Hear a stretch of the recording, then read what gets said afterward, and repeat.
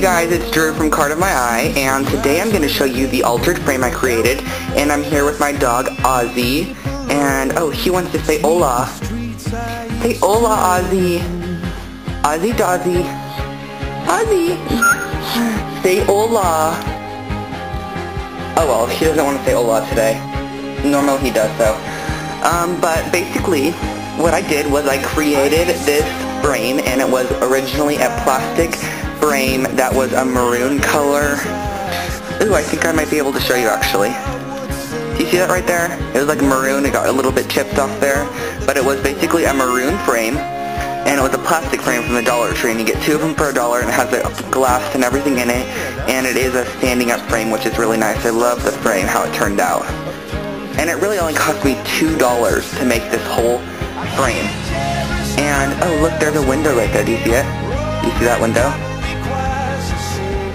Well, anyway, so what I did was I painted on my frame. I started off with the white, pearl ink by Deco Art, and I just painted that on my frame. And then after I painted the white pearl paint on, then I covered it with, because it was still kind of splotchy because I used a stipple brush, so there was like marks everywhere of the maroon color showing through, and I waited about an hour, and I let that dry, and it completely dried.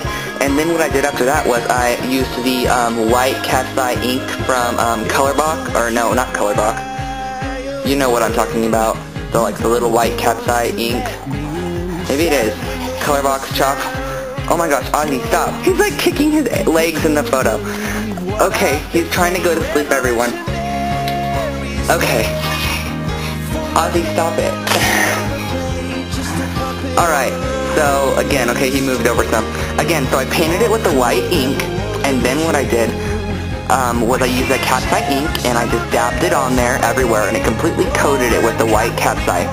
And then I used matte accents by Ranger, and I just glossed it all over the top of the frame, and I just kind of rubbed it in, and the chalk ink kind of mixed with the matte accent. No, don't eat the camera case. And, sorry about that, he just started eating the camera case. Then what I did was, I waited for the matte accents to dry, and it was kind of gloppy, and it mixed with the cat's eye. And I waited for the matte accents to dry, and after the matte accents dried, I sprayed it with the Black Magic and the Sponge Sugar, or the Silver Sugar, Pattern Angels Glimmer Mist, and I just spritzed it all over the whole piece.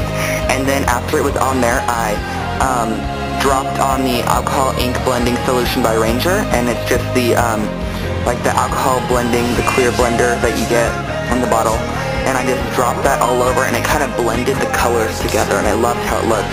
And I did that 3 to 4 times, and I just waited for it to dry. So it was really a 2-hour process for the frame.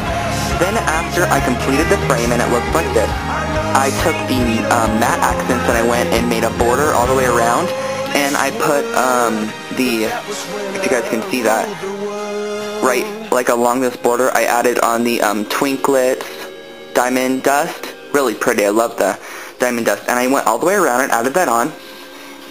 Then I added on a homemade lollipop flower, and I showed this exact lollipop flower in the video yesterday on the much requested lollipop flower tutorial video, as well as I showed this one. And so this one's just a chiffon satin lolly with 3 cream pearls and some of the pearl strand and some of the Novia feathers, or whatever they're called, Guinea feathers. And then I made a white sheer lollipop with an olive green freshwater pearl, a fluffy white feather, and some black. And I attached on a Simplify charm by Tim Holtz. And then up in the top right corner, I added on a vintage clock hand. And then on top of that, I added on a moving clock gear. If you guys can see that it's moving, it'll stay moving like that. So I added on a vintage clock inside of a clock watch part gear. And then I attached on this lace, because it didn't look finished in this corner. So I attached on this lace, and I'm going to iron it so it stays down like this, but I like how it just kind of flares out. And I just added some Lily Kate basic gray paper in the center of it, because I just love the contrast. So again, that's the completed frame, and I will be adding pictures. You probably already saw them in the beginning. But thank you guys so much for watching, and have a great day. And Ozzy wants to say goodbye. Say goodbye, Ozzy. Okay, let's just pretend he said goodbye. Bye everybody again, and have a great day. Don't forget to comment, rate, and subscribe. Bye.